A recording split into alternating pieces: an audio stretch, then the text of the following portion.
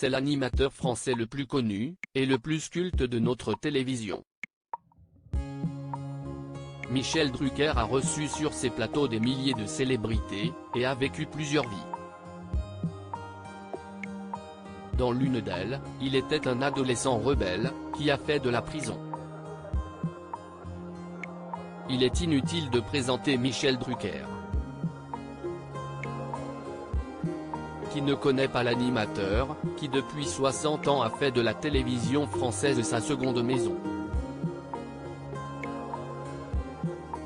Entre son émission culte qu'est Vivement Dimanche, dans laquelle il reçoit sur son célèbre canapé rouge de nombreuses célébrités, françaises mais aussi internationales, et ses anecdotes qu'il raconte dans de nombreuses émissions dans lesquelles il est invité, Michel Drucker est une figure de notre télévision.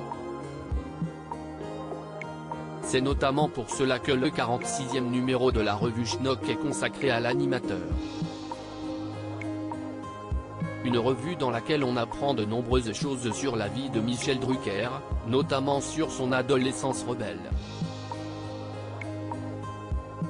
On a fini par se faire piquer dans le 46e numéro de la revue Schnock, consacré à Michel Drucker.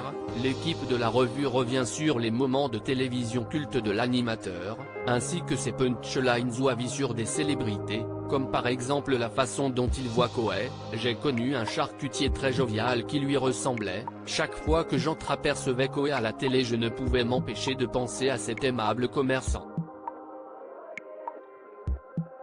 Point des anecdotes succulentes, qui nous rapprochent de l'animateur et de sa vie. L'une des anecdotes que l'on peut découvrir est celle d'un Michel Drucker particulièrement rebelle. En effet, l'on apprend que l'animateur a eu une adolescence particulièrement rebelle, durant laquelle il s'amusait avec des voitures. La nuit on déplaçait les voitures des bourgeois pour qu'ils ne les retrouvent pas le lendemain. 200 ou 300 mètres, le frein à main desserré. Rien de méchant, livre-t-il.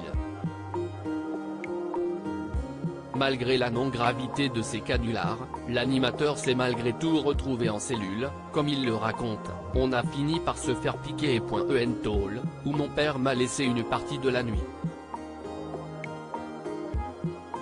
Pour m'apprendre. Une nuit en prison donc pour l'animateur, que l'on n'imagine pas en rebelle. Bien avant les canapés rouges, Michel Drucker était donc derrière les barreaux, pour des bêtises d'adolescents. Plus de rigolade, que de mal au final.